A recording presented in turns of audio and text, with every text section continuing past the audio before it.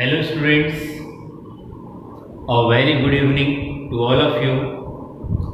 Students, आज की class में मैं केमिकल काइनेटिक्स का एक और इम्पोर्टेंट कंसेप्ट डिस्कस करने जा रहा हूँ, रेट लॉ और रेट इक्वेशन और रेट लॉ एक्सप्रेशन, जिसे हिंदी में वेग नियम या वेग समीकरण या वेग नियम व्यंजक कहते हैं।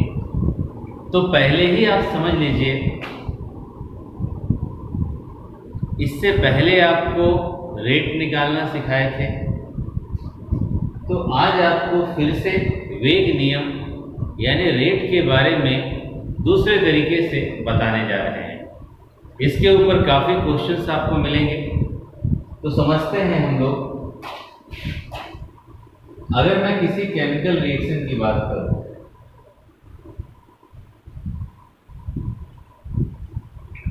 ध्यान देना,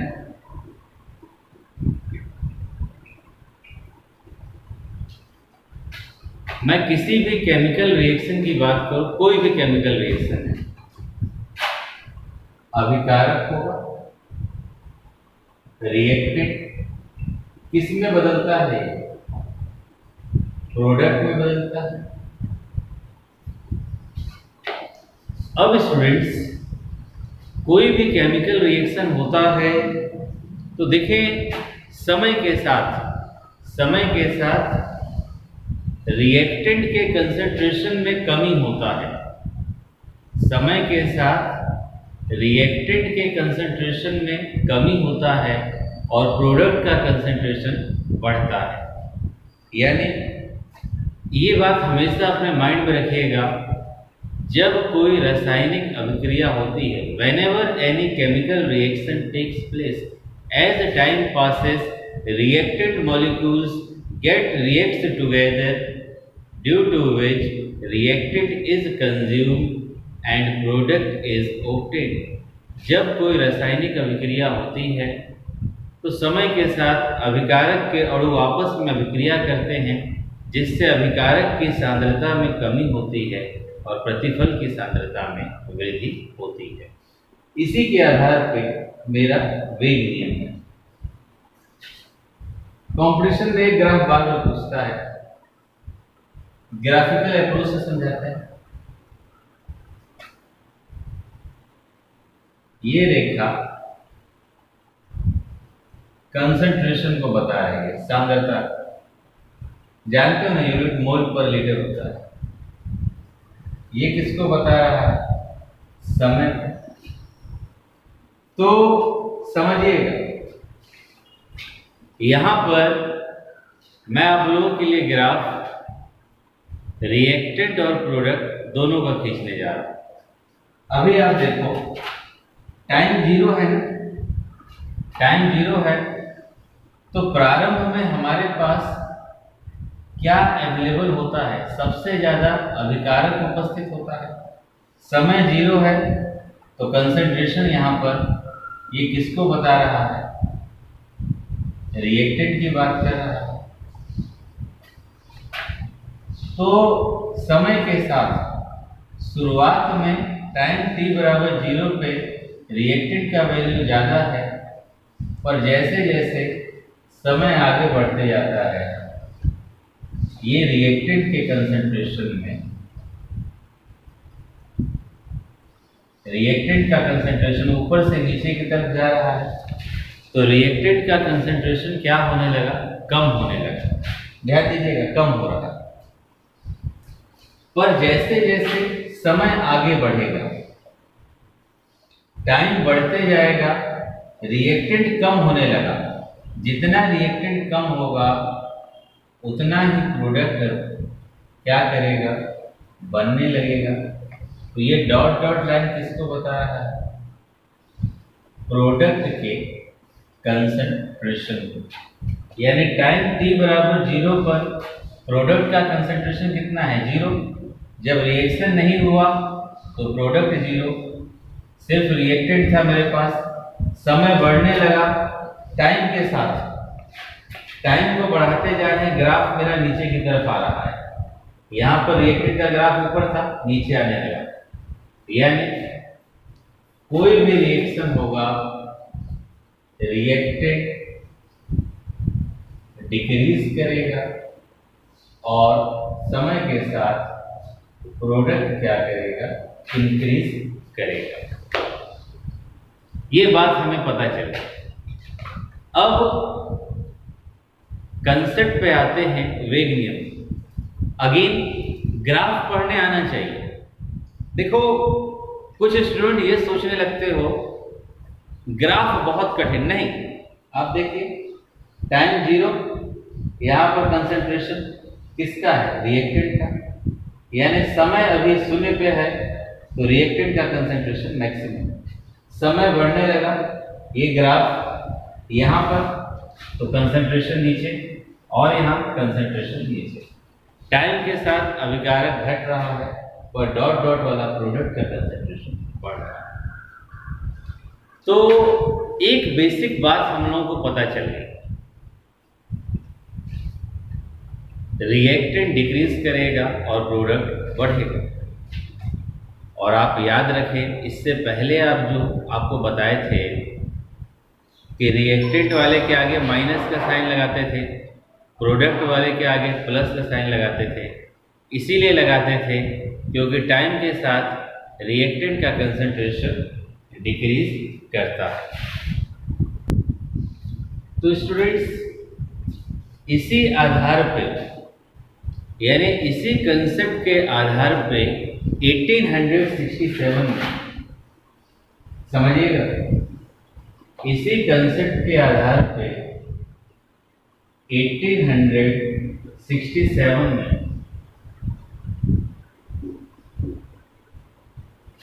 गुल्डबर्ग एंड वेगे, ध्यान दीजिएगा, गुल्डबर्ग एंड वेगे नामक वैज्ञानिकों ने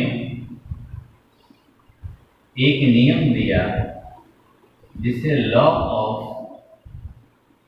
मास एक्शन कहते हैं, सक्रिय द्रव्यमान का नियम। हिंदी और इंग्लिश में कंफ्यूजन नहीं होना चाहिए। जो इंग्लिश मीडियम के हैं वो रिएक्टेंट प्रोडक्ट जानते हैं, हिंदी मीडियम वाले भी जानते हैं, रिएक्टेंट को अभिकारक कहते हैं, प्रोडक्ट को प्रतिफल कहते हैं। अब केमिकल रिएक्शन रासायनिक अभिक्रिया है, तो किस आधार पे गुल्डबर्ग और वेगे ने लॉ ऑफ मास एक्शन का नियम दिया? जो बात मैंने अभी आपको बोला कि दुनिया का कोई भी रासायनिक अभिक्रिया है, समय के साथ रिएक्टेंट के कंसंट्रेशन में कमी होगा, प्रोडक्ट के कंसंट्रेशन में वृद्धि होगा। इसी बात के ऊपर, यानी इसी सांद्रता में परिवर्तन के आधार पे गुल्डबर्ग एंड वेगे ने 1867 में लॉ ऑफ मास एक्शन दिया। उन्होंने क्या नियम दिया? मान लो एक रिएक्शन है, जनरल रिएक्शन, मान लेते हैं कोई भी एक सामान्य अभिक्रिया, ए से ए, बी से बी, इसी प्रकार सी से सी और डी से डी। अब स्टूडेंट्स, ये जो एक अभिक्रिया है, अगर इस अभिक्रिया के लिए लॉ ऑफ मास एक्शन के हिसाब से रेट क्या था, डायरेक्ट लिख लेते हैं।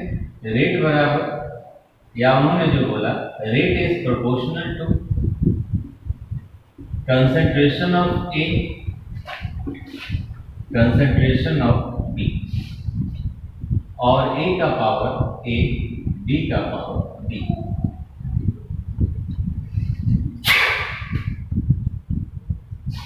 इस प्रोपोर्शनल को हटा दीजिए तो रेट बराबर के, स्क्वायर ब्रैकेट का मतलब सांद्रता, कंसंट्रेशन ऑफ ए का power A, concentration of B का पावर बी। ये किसके अनुसार था? गुल्डबर्ग और वेगे के अनुसार, लॉ ऑफ मास एक्शन के अनुसार ये नियम आपको दिया गया। बट स्टूडेंट्स, ये लॉ सक्सेसफुल नहीं था। सभी केमिकल रिएक्शन पे ये सही सही रेट को एक्सप्लेन नहीं कर पाता था। तो इसके बाद अनेक प्रयोगों के आधार पर, एक्सपेरिमेंट के आधार पर, on the basis of experiment, अनेक प्रयोगों के आधार पर एक वेग नियम दिया गया, रेट लॉ दिया गया। इसके अनुसार रेट बराबर, समझिए, इसके अनुसार रेट बराबर के concentration of A, concentration of B. पर यहां पर जो लॉ ऑफ मास एक्शन है उसने स्टाइयोकेमेट्रिक कोफिशिएंट ले लिया था। यानी लॉ ऑफ मास एक्शन ने जो रिएक्शन में दिया होता था स्टाइयोकेमेट्रिक कोफिशिएंट, लेक्चर नंबर 2 में आपको बताया है स्टाइयोकेमेट्रिक कोफिशिएंट जो रिएक्शन को बैलेंस करने के काम में आते हैं, लॉ ऑफ मास एक्शन में उन्हीं को ले लिया गया। पर जो वेग नियम बनाया गया, जो अनेक प्रयोगों के आधार पर वेग नियम बनाया गया, उसमें बताया गया कि कंसंट्रेशन ऑफ ए, यानी ए के सांद्रता का जो पावर है यहाँ m हो जाएगा, b का पावर n हो जाएगा, और ये जो गणितीय व्यंजक आता है, गणितीय समीकरण आता है, इसी को बोला जाता है वेग नियम या वेग समीकरण या वेग नियम व्यंजक। यहाँ पर ये आपका वेलोसिटी कांस्टेंट, के किसको कहते हैं? वेग स्थिरांक को, या इसे विशिष्ट वेग स्थिरांक भी कहते हैं, या रेट कांस्टेंट भी कहते हैं। तो फर्स्ट ऑफ ऑल जितना अभी तक बताया एक बार शॉर्ट में रिवाइज कर लेते हैं। स्टूडेंट्स, लाइफ में देखिए नया पढ़ने से ज़्यादा रिवीजन का योगदान है, तो रिवाइज आप लोग करते रहा करें। तो मैं शुरुआत करूं, तो आज के लेक्चर का शुरुआत मैंने कहाँ से किया?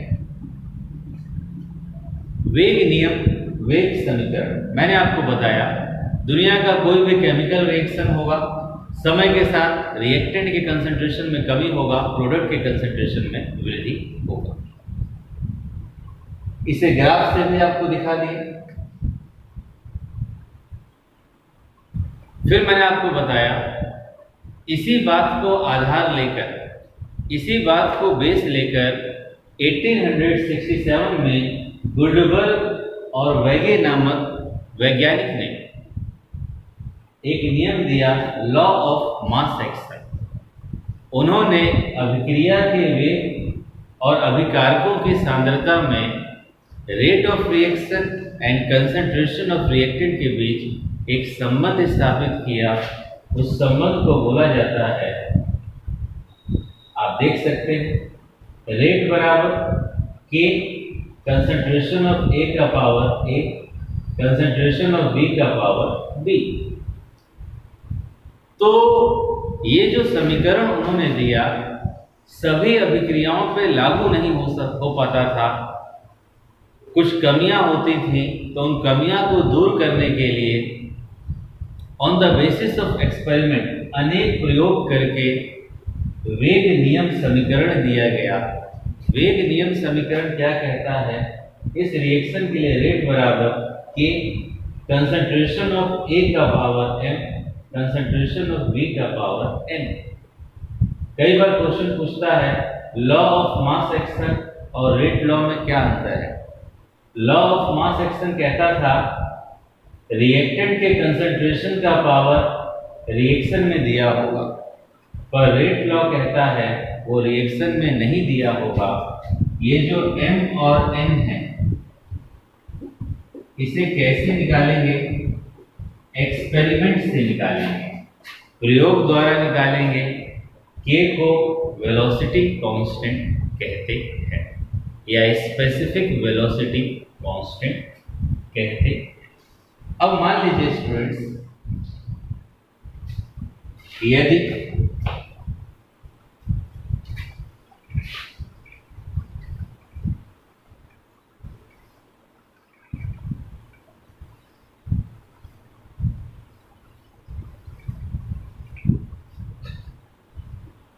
हम कह दें कंसंट्रेशन ऑफ A का पावर 1 मोल पर लीटर, कंसंट्रेशन ऑफ B का पावर 1 मोल पर लीटर यहाँ पे रख दीजिए, तो रेट R हो जाएगा कि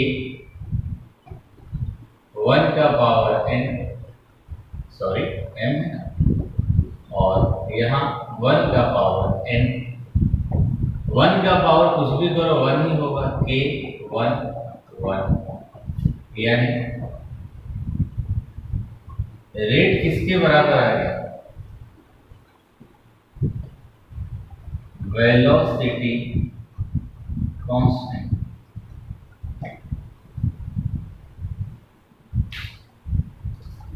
बहुत ज्यादा डिटेल में हमें इस वेग स्थिरांक के बारे में पढ़ना है, तो अब कभी आपसे कोई बोले what is velocity constant, k का डेफिनेशन क्या होगा, तो आप बोल सकते हैं यदि अभिकारकों का सांद्रता, ध्यान देना, यदि अभिकारकों का सांद्रता यानी कंसंट्रेशन ऑफ रिएक्टेंट इज 1 मोल पर litre, if the concentration of reactant is 1 mole per liter, then rate of reaction is equal to velocity constant। यदि किसी रासायनिक अभिक्रिया में, ऑब्जेक्टिव क्वेश्चंस मिलेंगे, यदि किसी रासायनिक अभिक्रिया में अभिकारकों की सांद्रता 1 मोल प्रति लीटर होती है, तो उस स्थिति में अभिक्रिया का वेग ही किसके बराबर होता है? वेग स्थिरांक k के बराबर होता है। तो स्टूडेंट्स इसके ऊपर काफी क्वेश्चंस मिलते हैं, पर अब हम डेफिनेशन का बात करते हैं। यदि आपसे बोले कि आप बताइए वेग नियम का डेफिनेशन क्या होगा, आपके सामने समीकरण लिखा है, आप उसके आधार पे बता सकते हैं। आइए बनाते हैं।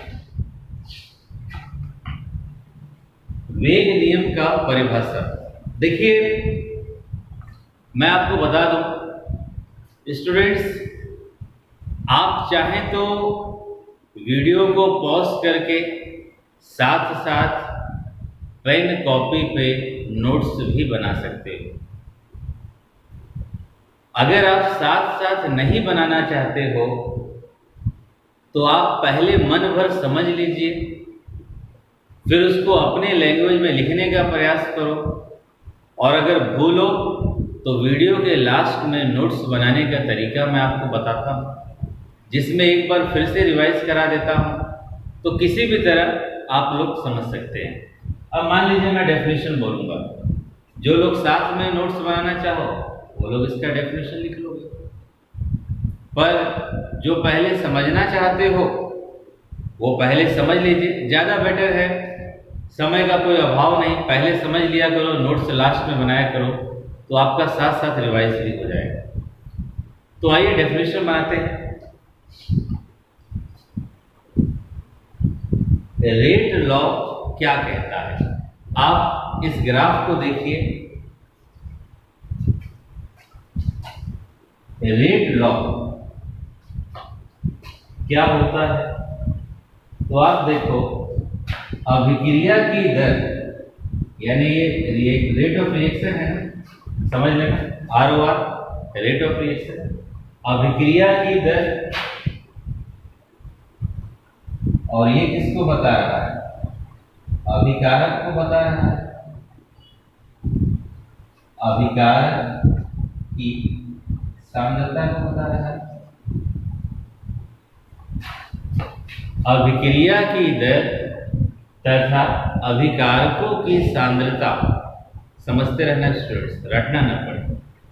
अभिक्रिया की दर तथा अभिकारकों की सांद्रता के बीच मात्रात्मक, अभिक्रिया की दर तथा अभिकारकों की सांद्रता के बीच मात्रात्मक रूप से, मात्रात्मक संबंध प्रायोगिक रूप से स्थापित किया जाता है, जिसे एक गणितीय व्यंजक द्वारा दर्शाया जाता है या प्रदर्शित किया जाता है।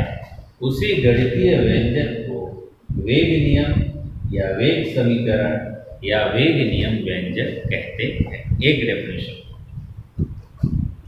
अभिक्रिया की दर तथा अभिकारकों की सांद्रता के बीच मात्रात्मक संबंध प्रायोगिक रूप से स्थापित किया जाता है, जिसे एक गणितीय व्यंजक के द्वारा दर्शाया जाता है। उसी गणितीय व्यंजक को वेग नियम व्यंजक कहते हैं। एक डेफिनेशन। इसी प्रकार स्टूडेंट्स, दूसरा डेफिनेशन, वैसा गणितीय व्यंजक, वैसा गणितीय व्यंजक जो अभिक्रिया दर को, वैसा गणितीय व्यंजक जो अभिक्रिया दर को अभिकारकों की सांद्रता के पदों में पूर्णतः सही सही व्यक्त करता है, तो इसे दर नियम या वेग नियम कहते हैं। अब स्टूडेंट्स, इसका इंग्लिश में डेफिनेशन देख लीजिए, काफी इजी है।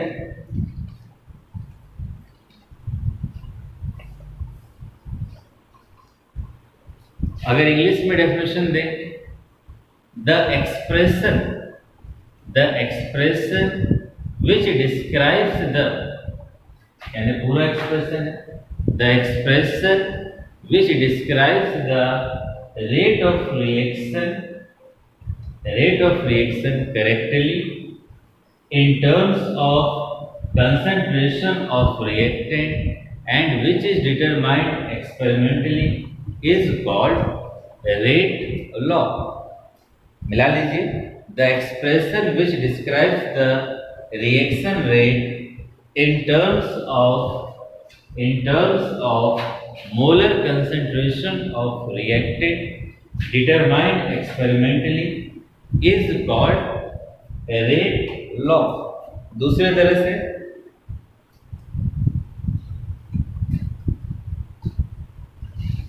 दूसरा डेफिनेशन देख लो, सच अ मैथमेटिकल एक्सप्रेशन, एक मैथमेटिकल एक्सप्रेशन है, such a mathematical expression which explains rate of reaction in terms of molar concentration of reactant and which is determined experimentally is called rate law. इसी प्रकार students, तीसरा definition, हालांकि दो बहुत पर्याप्त है, अगर एक और डेफिनेशन बोलो, the quantitative relationship between rate of reaction, the quantitative relationship between rate of reaction and molar concentration of reactant which is determined experimentally is called rate law. मिला लीजिए students, the quantitative relationship between the rate of reaction and molar concentration of reacting substances is determined experimentally and given by the expression is called rate law. अब बात करते हैं order of reaction का।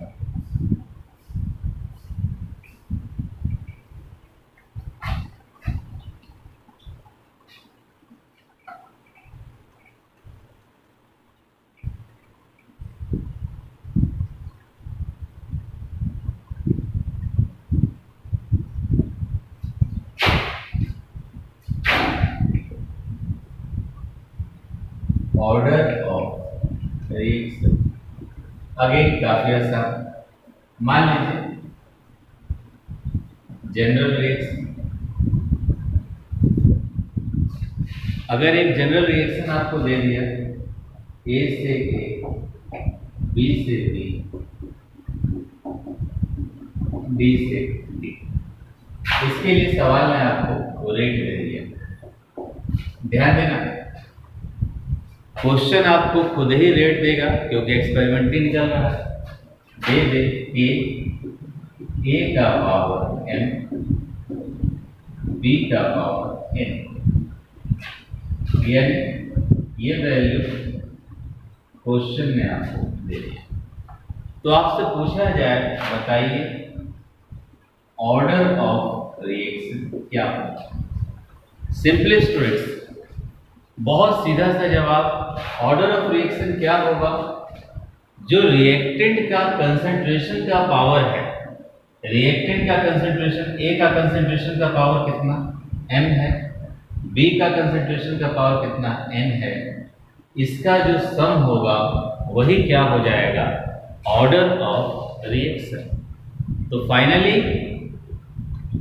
Order of reaction क्या कहता है, order of reaction ये बतलाता है कि वेग नियम में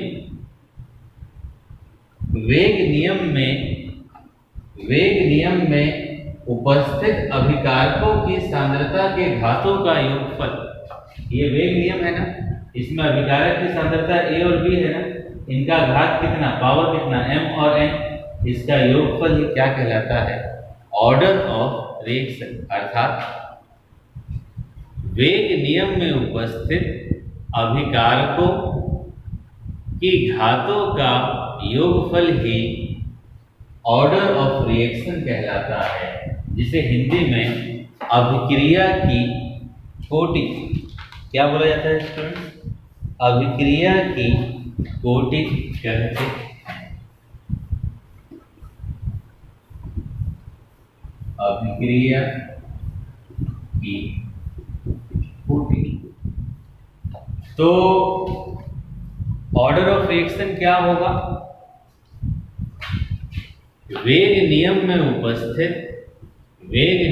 उपस्थित अभिकारक पदों की सांद्रता के घातों का योगफल ही अभिक्रिया की कोटि कहलाता है।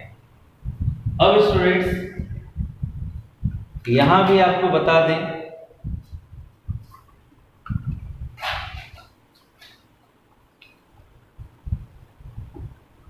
m और n कैसे निकलते हैं, एक्सपेरिमेंट से निकलते हैं। m और n एक्सपेरिमेंट से निकलेगा, तो ऑर्डर ऑफ रिएक्शन में कैसे निकलेगा, एक्सपेरिमेंट से निकलेगा। तो मैं कह सकता हूं द सम ऑफ पावर्स, देख लीजिए पावर है किसका, concentration of reactant, the sum of power of concentration of reactant given in rate law expression is called order of reaction। यानी रिएक्टेंट के कंसंट्रेशन के जो पावर है उसका सम ही क्या कहलाता है, ऑर्डर ऑफ रिएक्शन। m और n एक्सपेरिमेंट से निकलेगा, तो ऑर्डर ऑफ रिएक्शन भी एक्सपेरिमेंट से निकलेगा। ऑर्डर ऑफ रिएक्शन का वैल्यू 0 हो सकता है, पॉजिटिव हो सकता है, फ्रैक्शनल हो सकता है, भिन्नात्मक हो सकता है, उसे हम आगे सीखेंगे। मान लीजिए आप क्वेश्चन करते हैं उसमें ऑर्डर ऑफ रिएक्शन, ध्यान देना, क्वेश्चन करते हैं उसमें ऑर्डर ऑफ रिएक्शन कितना आ गया, m+n को जोड़ने पे कितना आ गया, 0 आ गया। तो आप इस रिएक्शन को बोलोगे जीरो ऑर्डर रिएक्शन, शून्य कोटि अभिक्रिया। क्या बोलोगे, जीरो ऑर्डर रिएक्शन। अगर 1 आ गया तो फर्स्ट ऑर्डर रिएक्शन, 2 आ गया सेकेंड ऑर्डर रिएक्शन, 3 आ गया थर्ड ऑर्डर रिएक्शन। यानी अब आपसे अगर हम कभी बात करेंगे कि शून्य कोटि अभिक्रिया की, तो आप बोलिएगा यदि ये 0 है यानी उसका m+n का पावर कितना हो गया, m+n का सम 0 यानी 0 ऑर्डर, यदि 1 तो फर्स्ट, 2 तो सेकंड, थर्ड ऑर्डर रिएक्शन। तो यही कंसेप्ट है। अब इसके ऊपर कुछ न्यूमेरिकल्स प्रॉब्लम करेंगे। कुछ छात्र कंफ्यूज हो जाएंगे, जब मैं ऑर्डर ऑफ रिएक्शन निकालूंगा तो उनको पहले ही मैं ये बता देना चाहता हूँ, हर सवाल में आपको रेट का वैल्यू, इसका वैल्यू क्वेश्चन आपको देगा और केवल आपको m+n जोड़ के बता देना है, वही क्या हो जाएगा, ऑर्डर ऑफ रिएक्शन, वही आपका ऑर्डर ऑफ रिएक्शन होगा। अब स्टूडेंट्स, तो फाइनली स्टूडेंट्स अब कुछ न्यूमेरिकल्स करेंगे। उससे पहले again 5 minutes I will take. क्या क्या मैंने आपको डिस्कस किया आज की क्लास में, वेग नियम बताया, फिर अभिक्रिया की कोटि बताया, order of reaction and rate law पढ़ाया। तो देख लो वेग नियम क्या था। बस एक बात दिमाग में रखना, दुनिया का कोई भी केमिकल रिएक्शन होता है, समय के साथ रिएक्टेंट का कंसंट्रेशन में कमी होगा, प्रोडक्ट के कंसंट्रेशन में वृद्धि होगा। जितना रिएक्टेंट कम होगा उतना ही प्रोडक्ट आपका बढ़ते जाएगा। इस बात को आधार लेके 1867 में गुल्डबर्ग और वैगे नामक वैज्ञानिकों ने लॉ ऑफ मास एक्शन दिया। पर उनके नियम में वो सभी रिएक्शन का 100% सही रेट नहीं डिटरमाइन कर पा रहे थे। तो इसके बाद on the basis of experiment, अनेक प्रयोगों के आधार पे वेग नियम दिया गया। वेग नियम क्या था, जैसे एक जनरल रिएक्शन लिए A से A प्लस B से B प्रोडक्ट, तो अगर इसका वेग नियम लिखना है, रेट बराबर K कंसंट्रेशन ऑफ A का power m concentration of B का पावर n। यहाँ पर जो कंसंट्रेशन का पावर m और n है उसको एक्सपेरिमेंट के द्वारा निकाला जाता है। जब उसे हम एक्सपेरिमेंट के द्वारा निकालते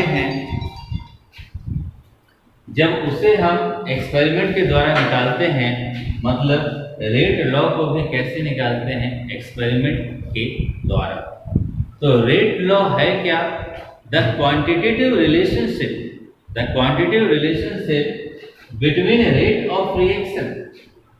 rate of reaction and concentration of reactant terms which is determined experimentally and given by mathematical expression is called rate law। अभिक्रिया की दर तथा अभिकारकों की सांद्रता के मध्य मात्रात्मक रूप से प्रयोग द्वारा गणितीय संबंध स्थापित किया जाता है, जिससे गणितीय व्यंजक प्राप्त होता है, उसी को बोला जाता है वेग नियम। फिर मैंने आपको बता दिया ऑर्डर ऑफ रिएक्शन क्या होगा, वेग नियम आपको रेट दिया होगा, इसमें m+n का पावर का जो योग होगा वही अभिक्रिया की कोटि। अब कुछ न्यूमेरिकल्स कर लेते हैं, बेसिक है, कुछ रिएक्शन मैं लिखूंगा, उसमें आपको ऑर्डर ऑफ रिएक्शन बताना होगा। आइए देखते हैं स्टूडेंट्स।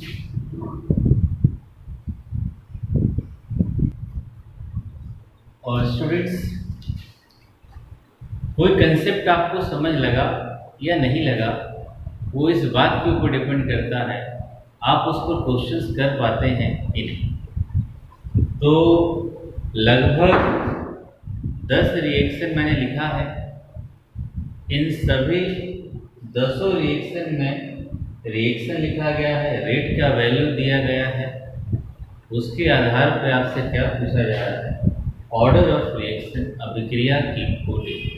आप में से कोई स्टूडेंट मुझसे क्वेश्चन कर रहे थे, एक कमेंट मैंने पढ़ा था, हाँ अमित का था, कि सर रिएक्शन बैलेंस मिलेगा कि नहीं। हाँ 100% आपको रिएक्शन बैलेंस मिलेगा, इसमें बैलेंस करने की आपको जरूरत नहीं मिलेगी मोस्ट ऑफ द क्वेश्चन। तो ऑर्डर ऑफ रिएक्शन आपको निकालना है। आइए नीचे से देखते हैं, ये 10वां सवाल है। देखो आपको ये रिएक्शन दे दिया, ध्यान देना, ये आपको रिएक्शन दे दिया NO + O3 NO2 + O2। आपको मतलब सिर्फ किससे है, रिएक्टेंट से। ध्यान देना, इस अभिकारक से मतलब है NO का पावर कितना है 1, O3 का पावर कितना है 1, तो आप सीधे कह दीजिए ऑर्डर ऑफ रिएक्शन, सिर्फ इसी से मतलब 1 + 1। ऑर्डर ऑफ रिएक्शन कितना आ गया 2, यानी ये कौन सा ऑर्डर होगा, सेकेंड ऑर्डर रिएक्शन होगा। यानी पूरा ध्यान आपका सिर्फ और सिर्फ जो रेट दिया है उसमें जो रिएक्टेंट का कंसंट्रेशन है, सांद्रता है, उसका कितना पावर, उसको होना चाहिए। 9th रिएक्शन देख लो, यहां पर आप देखो रिएक्टेंट, ये रेट का वैल्यू, को ये मत सोचना कि रेट मैं कहां से लिख रहा हूं, रेट सवाल आपको देगा। यहां CO का पावर कितना है, कुछ नहीं मतलब 1, और Cl2 का 1/2 है। तो आपसे बोले ऑर्डर ऑफ रिएक्शन कितना होगा, इसका ऑर्डर 1 + 1/2 हो जाएगा, 1 प्लस इसका पावर 1 + 1/2 कितना आ गया 3/2। शायद कट जा रहा है, देख लीजिए, अब क्लियर है। 1 + 1/2 कितना 3/2। 8वां क्वेश्चन देखो, अगर यहां पर आपसे बोले ऑर्डर ऑफ रिएक्शन, मुझे इस बात से मतलब नहीं कि रिएक्शन क्या कह रहा है, मुझे इस बात से मतलब है जो रेट दिया है। H2 का पावर कितना है, यहाँ कुछ नहीं मतलब 1 है, 1 + 1/2 3/2 यानी 1.5। तो ऑर्डर ऑफ रिएक्शन दशमलव में भी आ सकता है, फ्रैक्शनल हो सकता है, 0 हो सकता है, पॉजिटिव नंबर हो सकता है। 7वां क्वेश्चन देख लो, आप खुद बता सकते हो स्टूडेंट्स, ऑर्डर ऑफ रिएक्शन क्या हो, यहाँ 2 है, यहाँ कुछ नहीं मतलब 1, 2 + 1, ऑर्डर ऑफ रिएक्शन 3। सिमिलरली 6वें का ऑर्डर, यहाँ पावर 1 कुछ नहीं मतलब 1, 1 + 1 2, ऑर्डर ऑफ रिएक्शन 2 आ गया, मतलब सेकेंड ऑर्डर रिएक्शन हो गया। यहाँ पर ऑर्डर ऑफ रिएक्शन क्या होगा, NO2 का पावर 2 है, मतलब 2, यानी 5वां 6वां सेकेंड ऑर्डर रिएक्शन हुआ, 7वां थर्ड ऑर्डर रिएक्शन हो गया, और चौथा निकाल सकते हैं आप लोग, अब खुद बता सकते हो। केवल रिएक्टेंट के कंसंट्रेशन का पावर देखो, यहाँ कुछ नहीं मतलब 1, कितना ऑर्डर हो जाएगा, ये आपका फर्स्ट ऑर्डर रिएक्शन हो गया। इसी प्रकार यहाँ कुछ नहीं मतलब कंसंट्रेशन का पावर 1, कौन सा order, first order reaction.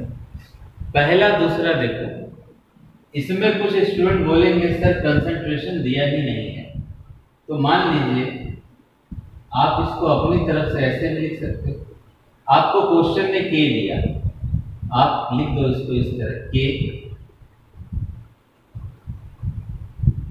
Reactant H2 का पावर 0,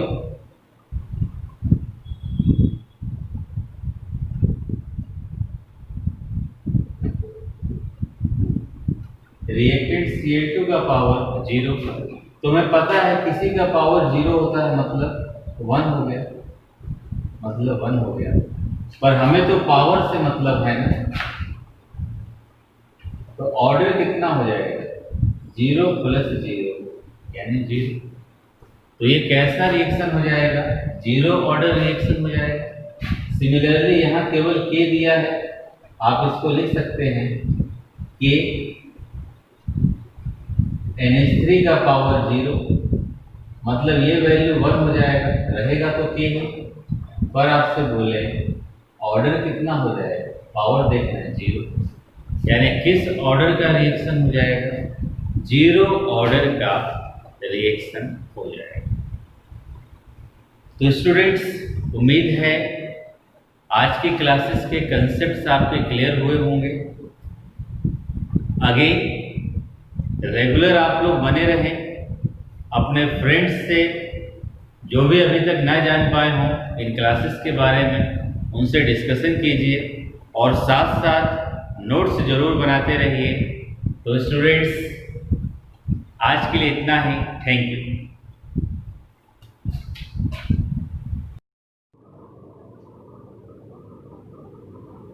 और स्टूडेंट्स, जो लोग नोट्स बनाते हैं या जो बोर्ड से देख के नोट्स न बना पाए हों, उनके लिए देख लीजिए रेट लॉ और रेट इक्वेशन और rate law expression. Rate law क्या है पहले उसे देख लो। रेट लॉ का डेफिनेशन क्या दोगे, the expression which describe the rate of reaction in terms of molar concentration of the reactant as determined experimentally is called rate law। यानी वैसा एक्सप्रेशन जो रेट ऑफ रिएक्शन को मोलर कंसंट्रेशन के terms में determine करता है और जिसे एक्सपेरिमेंट के द्वारा निकाला जाता है, उसे रेट लॉ कहते हैं। एक और डेफिनेशन देख लीजिए, the quantitative relationship between the rate of reaction The quantitative relationship between the rate of reaction and the molar concentration of the reacting substances is determined experimentally and is given by expression called rate law expression। ये दूसरा definition हुआ। उसी तरह तीसरा definition, such a mathematical expression that gives the rate of reaction in terms of concentration of reactant which actually influence the rate of reaction is called rate law। एक इसके बाद general reaction लिए, A से A plus B से B, arrow C से C plus D से D। यहाँ पर अगर रेट ऑफ रिएक्शन आपको बताना है तो आप देख लीजिए, रेट बराबर K A का power M, concentration of A का पावर M, B का पावर N। यहाँ बड़ी बात M और N,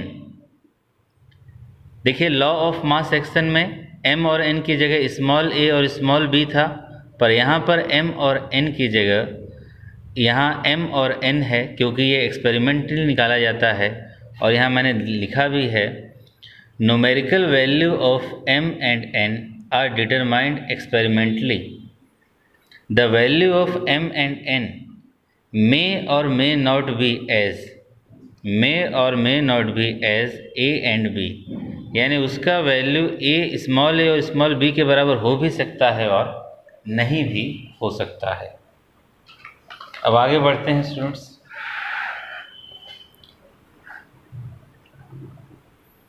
तो यहाँ पर केव है, रेट कांस्टेंट बोलते हैं, या इसको वेलोसिटी कांस्टेंट बोलते हैं, या स्पेसिफिक रेट कांस्टेंट बोलते हैं। फिर हमने बताया यदि A बराबर B हो जाए और 1 मोल पर लीटर, तो रेट कितना हो जाए, K 1 मल्टीप्लाइड बाई 1 K के बराबर।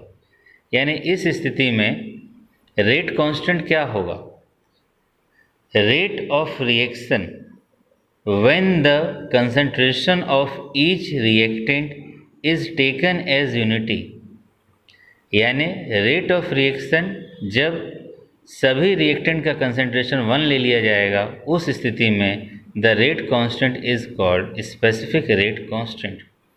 यानी जब सभी रिएक्टेंट के कंसंट्रेशन को 1 ले लिया जाएगा तो जो रेट ऑफ रिएक्शन है उसका मान रेट कांस्टेंट के बराबर ही होगा। इसके बाद स्टूडेंट्स एक और important concept, order of reaction. Order of reaction क्या कहता है? The sum of powers to which the concentration terms are raised in the rate law expressed is called order of reaction। यानी रेट लॉ में जो concentration का power होगा वही order of reaction होगा। यानी ऑर्डर ऑफ रिएक्शन m+n हो जाएगा। यहाँ पर order of reaction m+n, k किसको बता रहा है? रेट कांस्टेंट को। ए का मतलब कंसंट्रेशन ऑफ ए, बी का मतलब कंसंट्रेशन ऑफ बी। एम किसको बता रहे हैं? एम का मतलब समझ लेना, order of reaction with respect to A, यानी ए के सापेक्ष ऑर्डर ऑफ रिएक्शन है एम। एन किसको बता रहा है? बी के सापेक्ष ऑर्डर ऑफ रिएक्शन।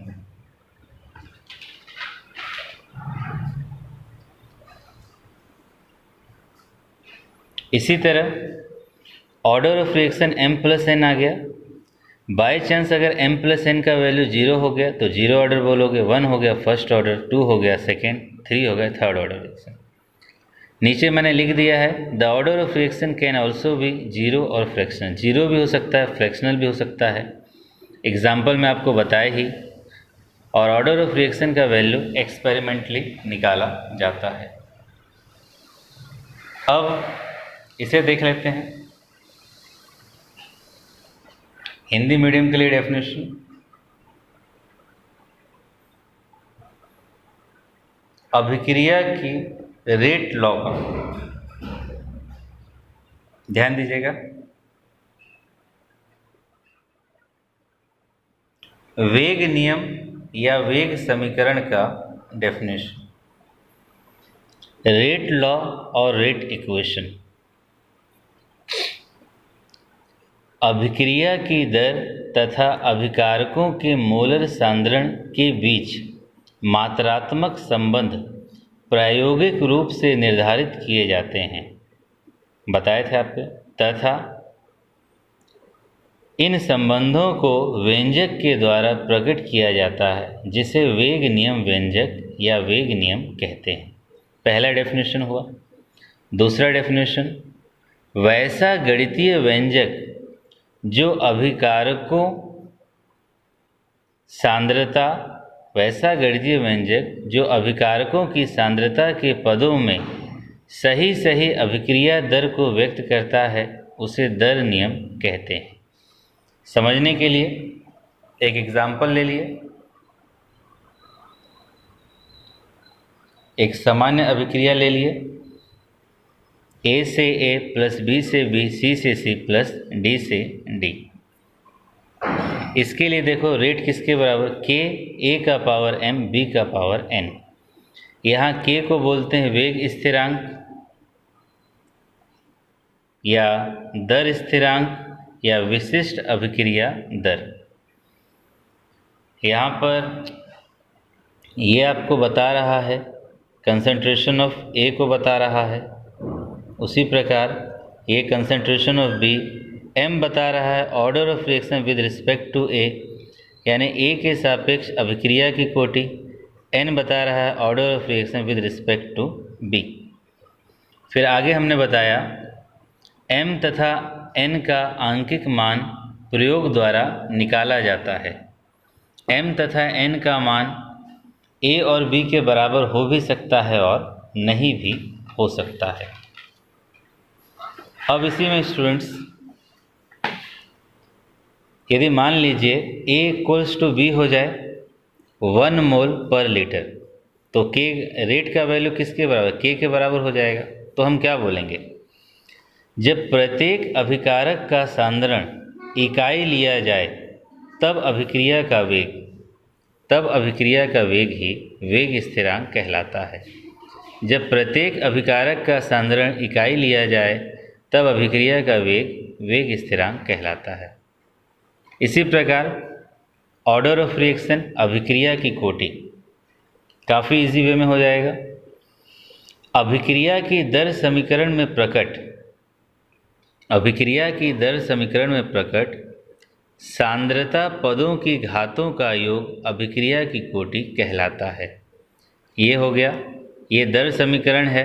ए और बी की सांद्रता का योग कितना है, इसकी पावर m और n है, तो ऑर्डर ऑफ रिएक्शन क्या हो जाएगा, m + n।